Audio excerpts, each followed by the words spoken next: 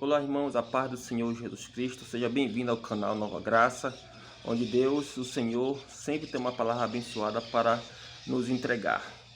Dando continuidade à nossa playlist sobre temas ou passagens difíceis do livro de Apocalipse, gostaria de trazer hoje sobre o capítulo 7 do livro de Apocalipse, que fala sobre os 144 mil selados, certo?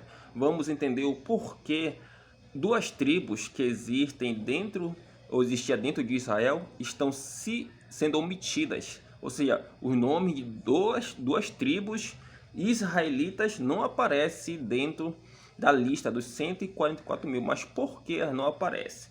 Mas antes, deixe o seu like, compartilhe o vídeo e inscreva-se no canal caso você não seja inscrito, certo? Vamos crescer e ir para frente, certo? Sem olhar para trás. Bom, amados, a questão toda é que os 144 mil judeus que foram selados, correto?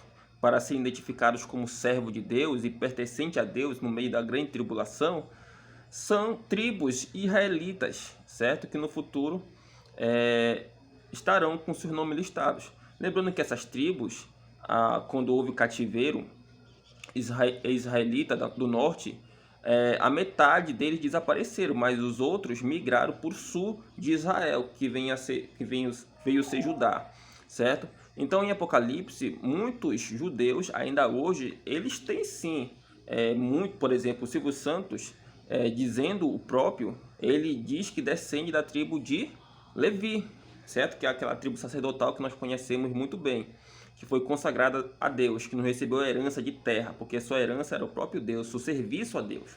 Bom, pois bem, a questão toda é que esses judeus vão ser separados dos demais judeus que se entregaram ao anticristo. Esses judeus que foram selados, eles não se convenceram que o anticristo é o Messias, por isso que eles vão ser selados no futuro.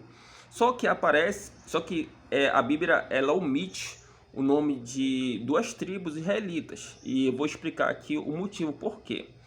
Bom, as duas tribos que não aparecem listadas no capítulo 7 de Apocalipse é a tribo de Dan, que é a tribo de Sansão, certo? E a outra tribo é a tribo de Efraim, que é a tribo de Josué.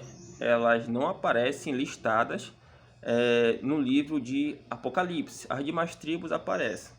Aparece a tribo de Simeão, certo? A tribo de Levi, a tribo de Rubens, a tribo de Judá e assim por diante. Mas por que essas tribos não aparecem? Em primeiro lugar, existe comentaristas antigos, certo? Que apoiam esta ideia. Essa ideia, na verdade. Dizendo que, bom, o anticristo ele vai vir da linhagem de Dan. Ou seja, da tribo de Dan. O anticristo vai ser um judeu, certo? Da linhagem de Dan. É por isso que Dan ele não aparece. E se você for verificar, os danitas eles eram bastante bélicos, certo? Era uma tribo bastante bélica que vivia em guerra, vivia em confronto. No livro de Juízes, os danitas quase são dizimados, praticamente dizimados da face da terra pelos seus irmãos israelitas, porque eles não quiseram entregar um rapaz que abusou da mulher do levita. Então quase eles são dizimados da face da terra. Se não fossem os israelitas condoerem e doarem mulheres para os danitas que sobreviveram, eles iam desaparecer. E Dan tem como símbolo uma serpente. Quando Jacó veio abençoar os seus filhos na sua velhice, já quase morte, ele foi dizendo o que cada tribo seria. Por exemplo, Judá é um leãozinho, enfim, chegou até Dan, dizendo que Dan é uma serpente, certo? Bom, lembrando que o símbolo da serpente é usado tanto para o bem como para o mal.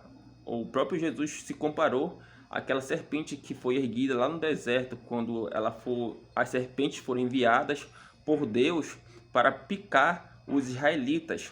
Logo, aquela serpente que Moisés teve que levantar, a serpente de metal, que no livro de Reis foi chamada de Neustã, certo? Jesus se comparou a ela como sendo o salvador das pessoas, o curador das pessoas, certo? Então, a serpente na Bíblia tem símbolo tanto benéfico como maléfico, depende muito do uso. Então, a questão de Dan não aparecer listado no livro nos 144 mil selados é porque se tem essa noção que o anticristo ele virá da linhagem de Dan. O outro é Efraim. Efraim, quem era Efraim? Efraim era irmão de Manassés, certo? Ele era filho mais novo de José do Egito. Quando Jacó ele foi abençoar o filho mais velho, que era Manassés, José falou: não, pai, esse não é o mais velho é Manassés. Aí Jacó disse para José: eu sei, meu filho, eu sei. Só que Deus tem algo especial para este rapaz, no caso Efraim. E Efraim no futuro, logo quando o reino for consolidado em Israel, ele ficou sendo equivalente a Israel. Ou seja, o nome Israel, o nome Efraim ficaram sendo equivalentes. E quando houve a divisão dos dois reinos, o que aconteceu? Efraim ele ficou sendo equivalente ao nome Israel, ou Israel ficou sendo equivalente ao nome Efraim, certo? E Judá ficou sendo equivalente a tanto a Benjamim como o próprio reino de Judá, correto? Então, quando alguém se referia ao reino de Israel, geralmente a pessoa falava Efraim. Por isso que no livro de Isaías, no livro dos demais profetas, está escrito: Efraim me traiu, seguindo seus próprios deuses, seguindo seu próprio coração.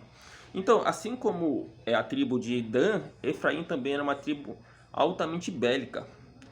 Gideão teve problemas com a tribo de Efraim, porque quando ele foi atrás dos príncipes midianitas para se vingar, para fazer justiça, Efraim questionou: mas por que tu não me chamou? Aí Gideão falou: mas eu chamei vocês que não quiseram vir, certo?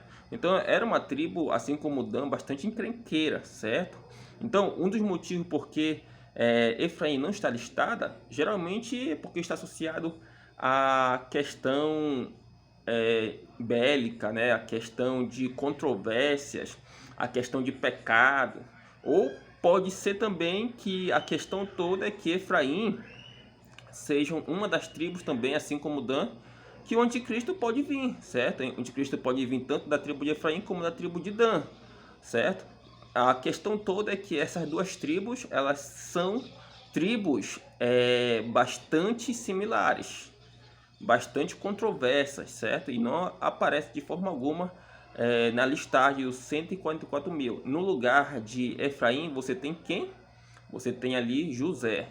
José é o pai de Efraim e Manassés, certo? Então você vê que essas duas tribos estão omitidas muito por essa questão que eu citei, né? Que são tribos bélicas, são tribos de homens vios, né? Homens filhos de Belial. Claro que não, nem todos, né? Mas a grande maioria tinha um pensamento assim bastante controverso, voltado muito para a idolatria, para o pecado, enfim, certo? Então hoje foi o vídeo explicando o texto do capítulo 7 do livro de Apocalipse, texto difícil de se compreender, e que você seja abençoado. Não esqueça de compartilhar o vídeo e dar o like, certo? Que Deus abençoe o seu dia. Amém.